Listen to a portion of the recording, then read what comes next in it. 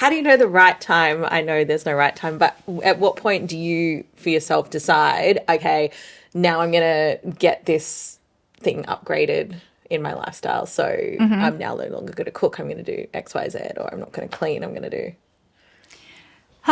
Sometimes it happens because you have a big blow up, right? Or you go, I can't handle this anymore. Sometimes it's that. Other times, I don't know, I think you just have to decide, like, wouldn't it be nice? But I also think there's a conversation there of always be upgrading and thinking, okay, what's causing me stress at the moment? And sometimes then you deal with all of that and then you go, well, what would cause me pleasure? Or what would help me make more money because I have more energy? Or what would help me, have more creativity or space? And so it's always just looking, finding what's kind of come out as either the most urgent or the most interesting, I think. And sometimes it's a push, or you hear someone else talk about it and you go, I wouldn't mind that. That would be great. And then you could work your way towards it incrementally. So you don't just go, okay, I'm going to get a private chef. It could be, you know what, like there's a lady who batch meals and we can put them in the freezer, and we can just pay someone else to batch for us, that, or get HelloFresh or something like that. And you just like play with it. Or it's like one day a week. We don't do that. Or, we do pizza every Friday night. So it's like, cool, no one has to cook on Friday night. So it's just, I don't know, just do it incrementally and see what feels good. And sometimes you do it and it doesn't feel good. I've heard people go, Denise said I have to hire people in my house and I don't like people in my house. And you go, great, then that's fine too. You can get a robo-vacuum. Like that could be a good upgrade, right? Getting a robo-vacuum. So there's always a way to make your life more pleasurable or reduce stress or something like that. The other thing though, people go, oh, my husband doesn't want to do it. And I said, okay, then don't do it. Like you don't do it, or you do your work first. You create before you clean and just go, okay, my work comes first. And that could be a symbolic upgrade, right? It's like I work on my book first and then who cares if the dishes sit there for the whole day and I'll do it at the end. That might be the upgrade. Yeah. Yeah, cool. What do you want to upgrade? What do you want permission for?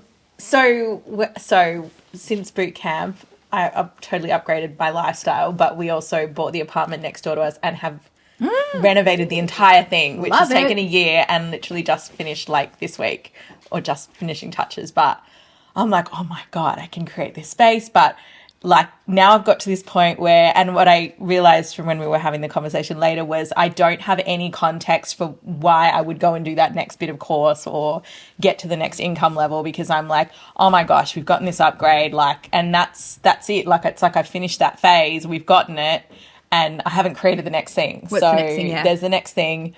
And so, yeah, now I'm starting to think like, okay, you know what? I hate, like I was talking to someone about, when we get a cleaner, like I get stressed out about the cleaner because I'm like, oh, I have to tidy up so that everything's off the floor for the cleaner, because that's what my mum did when she ever had the luxury to like get a cleaner. Yeah. And so it's a very stressful thing in the family that we're getting a cleaner. And I'm like, oh, can you get a cleaner where like they tidy and like you show them where everything goes? Is that a thing? Like, oh my God, that's so cool. So yeah, just something like that. Well, that's what we, that's what we have. She's the tidier, she does it. And then we still have our deep cleaners to come, but every day everything's tidy, like a hotel. Yeah.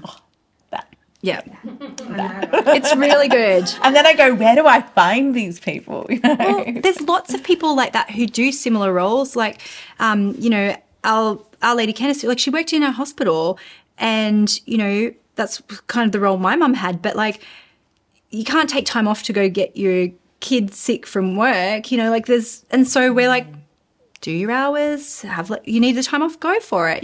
She's on salary now, but it's give a job to someone and be a nice boss. And there's someone who, they like doing that, or it's their zone of genius, or they want to, be organised for someone else. Like it's, A lot of people who do that kind of role too, they're like, they might struggle to do it in their own house, but they can do it for someone else. A lot of cleaners have cleaners too, as well, because they don't want to do it for their own house. It's different, right? It's different. Yeah. So I think, there's so much stigma around it, but like be a respectful employer. Be, like I'll say to the kids, like no one's leaving skid marks on toilets in our house. Like that's not anyone's job. It's like, you poop in the toilet, you use the brush. Like that sort of thing is like, we're not animals, you know. And I'll say to the kids sometimes, clean your room. Candace is going to be here tomorrow. And like the kids will be like, but Candace can clean it. I was like, Candace works for me, not for you. You know, like Candace is here to make my life easy. You still have to clean your room.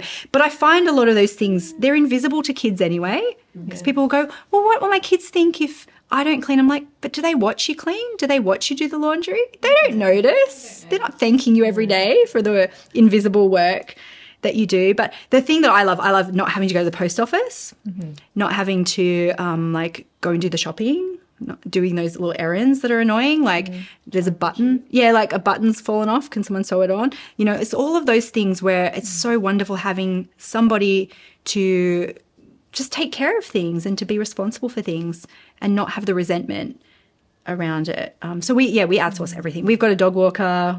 Our dog's also got doggy daycare, you know, like, and it costs a lot of money I'm not going to lie, it costs a lot of money to maintain that lifestyle. But, you know, none of those are things that we need, that we would die without. But it's just like, why not? We make good money. We've got abundance to spread around and may as well make our life easy. And don't be afraid of your lifestyle costing money. You know, it costs money to live near the beach. Like you have to replace your locks all the time, you know. Yeah, it does. Like it costs money to maintain that lifestyle. But that's okay. That's a privilege. And I think there's something there about like, and I can handle that. It's okay.